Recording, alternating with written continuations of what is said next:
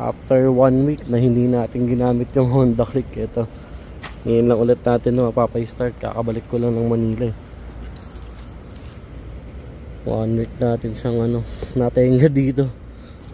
Ibig sabihin to, super cold start kasi 7 days hindi na pa-start to eh. 1 click pa rin kaya. Ay, naka side stand. Ayun, naka side stand. Ayan, unang start after 7 days na nakatenga. Okay, 1 click pa rin ang Honda Click after 7 days. Honda Click 125 version 3.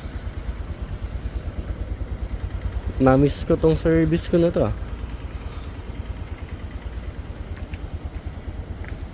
Ayan.